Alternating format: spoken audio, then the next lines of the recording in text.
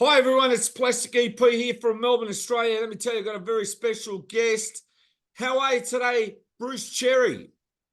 Oh, I'm great. Thank you, Plastic. Thanks for having me on, man. A pleasure. Now, I want you to tell everybody your book, show them the book, and give them the title of the book. Well, Look at here's the that. book. It's called It Should Have Been Me, and it's the story of Zoot Money, Now, for one those of the, people out there who don't know Zoot Money, tell them yeah. tell them a little bit about him. We'll just get you to hold up the book a little bit higher and a little bit towards the camera. That's perfect. Just tell everyone about Zoot. Well, the best way I can introduce Zoot is by telling you who he's played with. So people may not have heard of Zoot Money, but they will have heard of Andy Summers of the Police. He was Yeah. in no less than 5 bands with Andy Summers before Summers joined the police. He played with Eric Burden. He was a member of the Animals. He still goes out and plays the Animals. He's 82 years old and he still goes out on the road now. He played with Kevin Ayres, who used to be the Soft Machine. He played with Kevin Coyne. He played with Paul McCartney's brother in The Scaffold and the Grims. Yeah, And he Mike. made an album that McCartney produced. So people never heard of Zoot Money, but they've heard of everybody else he ever worked with. That's amazing. I appreciate you holding up the book. It's all right. You can put it down now and we can be Good. Yeah, relaxed. thanks. That's a great, Thanks. that's a great Save one. my wrists. Yeah, of course. Now tell me, his biggest hit, now that you brought it up, just tell everyone his biggest hit. Well, he only ever had one sort of chart hit, and that was called Big Time Operator, which wasn't a hit for him in Australia, but it was covered in Australia. Now, I just want to say the cover song was done by Jeff St. John, right? Big Time Operator was a big hit here. And as I said, I'm not that familiar with Zoot Money. I mean, I remember him, right? But just tell me a little bit more about how he sort of like fell into being, let's say, a top session player and a member of these bands. Well, yeah, you could say Zoot is part of the very first generation, really, of rockers who came after or the mid 50s. You know, they started getting interested in skiffle, same sort of generation as the Beatles and these other bands like the Animals. Eric Burden gets interested in skiffle. He lived in a small town in the south of England called Bournemouth, which was really like a cradle for a lot of musicians because it was, I would say, probably after London, it was probably the most important town in Britain for creative musicians because it had a very big tourist market there in the summer and a lot of international students. And so there was a lot of work for musicians there. And Zoot was part of this generation that sort of came up as a schoolboy, learning his skiffle, getting into early rock and roll and playing with a variety of bands in Bournemouth. And I'll tell you, this guy, Zoot, what fascinated me about him was that he just seems to have been everywhere, shaken everybody's hand, played with so many different people. You remember that film Zelig or Zelig, where the guy's always appearing everywhere in the background and that's who he is. He should be Zelig Money, not Zoot Money. You know, he's just everywhere. But he was not known. And I just found him absolutely fascinating. Now, here's the key. He goes up to London when he's about 20, 21, because a guy called Alexis Corner Yeah. had asked to I play heard of with him. him. He's the one that had to do with the Rolling Stones at Well, the yeah, club. yeah, What was that club? Marquee exactly. Club, yeah?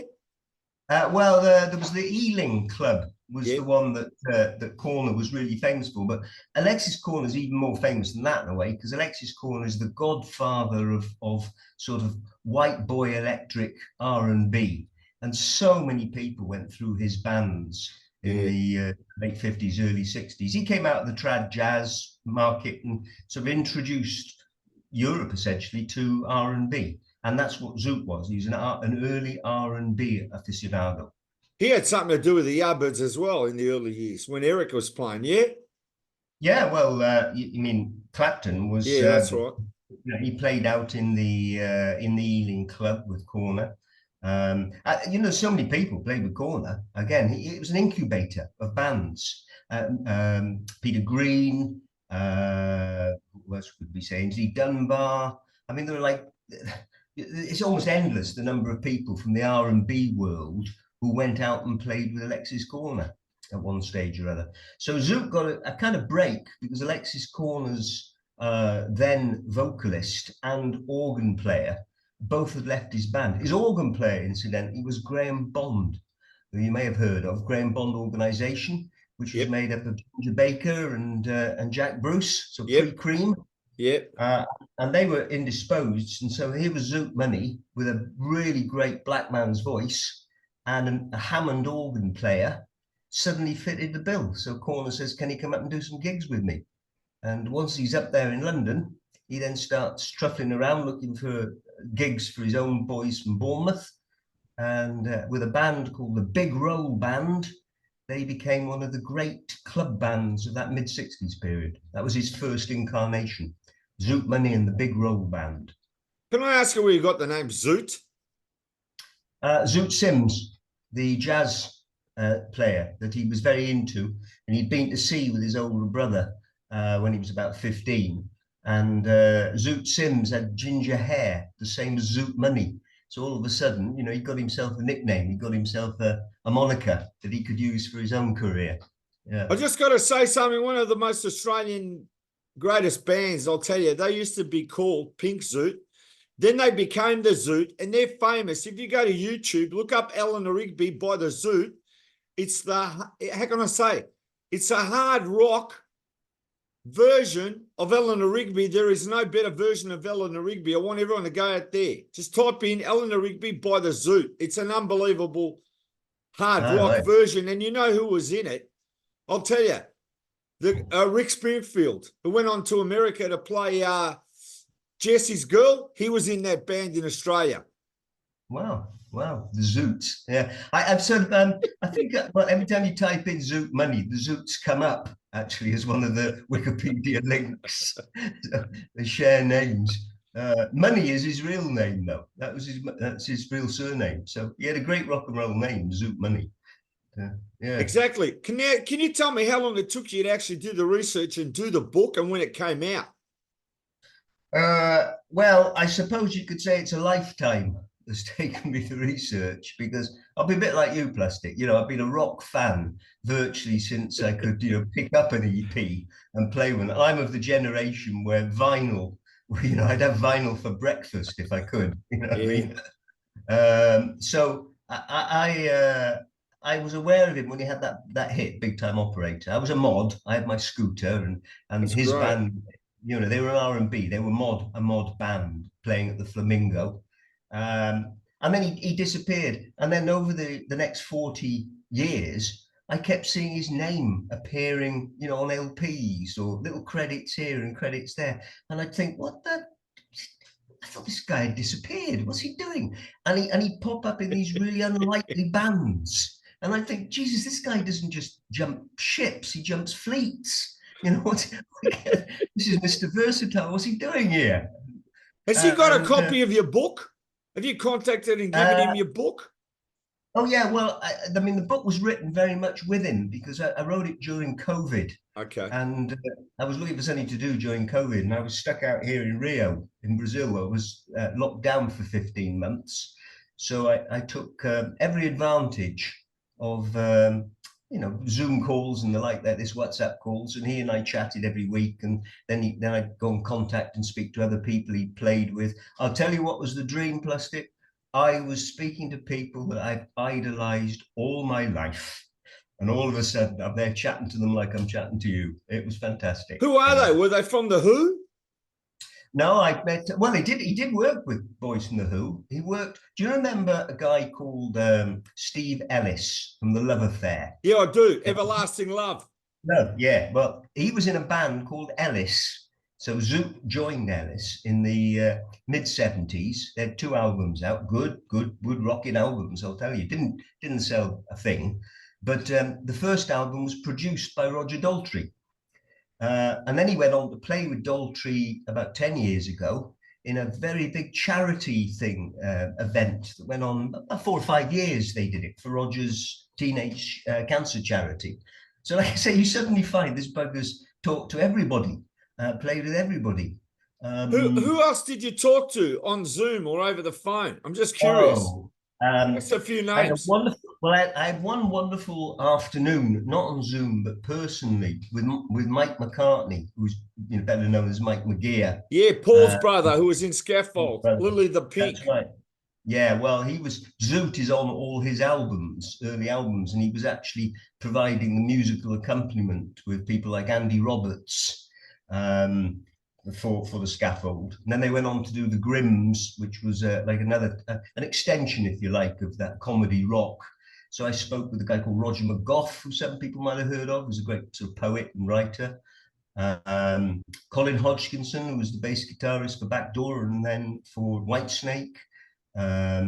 Mickey Moody, he was played with him in a band. There's Brian Auger's Trinity. Yeah, that's right. Brian Auger was on that Monkey special, Head. Yeah, that's no, right. actually, sorry, 33 and a third. That was the special. He was on it. Yeah. He was. Well, he's another guy that sort of pops up everywhere. But Money used to do a sort of night with him in a club in London called the Speakeasy. Yeah, that's right. Well, the boys used to go basically. Yeah, the Beatles went there. Oh, they were always there, and I say Zoot and Auger played there, and he played there with Georgie Fame. He was a very big. He was like Georgie Fame's substitute. Whenever Georgie Fame couldn't play a gig, Zoot would get rolled.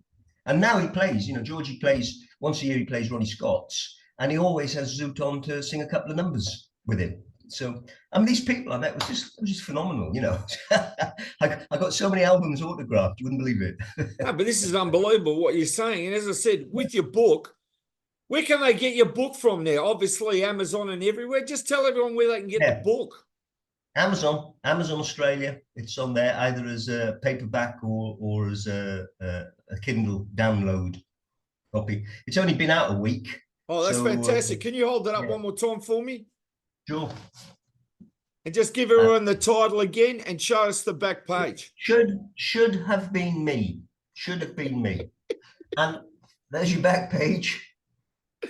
Unbelievable. What's your favourite photo from inside the book? Well, actually, I think my favourite photo is this one on the front. Because what Zoot Money was famous for was he was like a rock and roll clown in his own band. As a club band, he was just a showman. And he would always take his pants off at some stage during the performance. And the whole purpose of this book, It Should Have Been Me, is actually to ask, why the hell wasn't it him? It Should Have Been Me was the title of his first LP. But yet, all 60 years of rock and roll, and it never was him. So I wanted to sort of explore, why wasn't it Zoot Money? So this is like a kind of history, not just of Zoot, but it's a history of rock, going through 40, 50 years and putting him into his context of what his life was like and what it was like being a musician as part of the pyramid, as part of one of the army of rockers, not one of the stars. So I've got to say, Bruce, that must be one of the greatest books out on him, because I can see how thick that book is. And I mean, you must have done so much research on that. I don't think there's another Zoot Money book out there like that. Would that be right? Yeah, you had to say that. I don't think there isn't another book out there on Zoot, but he is mentioned in Andy Summers' biography. He is written about extensively by Eric Burdon in Eric Burdon's biographies. He is mentioned by Elton John in his biography. He's a footnote in Paul McCartney's Beatles anthology. So he keeps getting all these referrals, but nobody'd ever really looked at him before, and that was part of it was part of my mission. I thought, you can't and the mystique. I mean, I'm just saying, this guy just goes out there and does it and gets credit later. He doesn't care. He doesn't worry about it. He gets onto it and just does what he does. Would that be right? That's right. Yeah, no, that's right. And you see, Zoot Money, I mean, we talked about all these people he played with. Well, he jammed regularly with Hendrix. Hendrix was his big mate. And Hendrix was such a mate of Zoot's that Hendrix did a big cartoon of the time that he was in London, which is now in the Seattle Museum on the wall there, this big cartoon. And if you look at it, there is Zoot Money, Zylig Money. There he is on the cartoon that Hendrix had done. So, he's just one of these players that pops up everywhere, different styles. And he's a key to rock history. I want to I've thank tried you to. so much. I want to thank you so much, Bruce, for being on the show. It's just been a pleasure, and I want everyone to go out there and buy the book. Well, nice of you, Plastic. Thanks very much, mate. Much appreciated.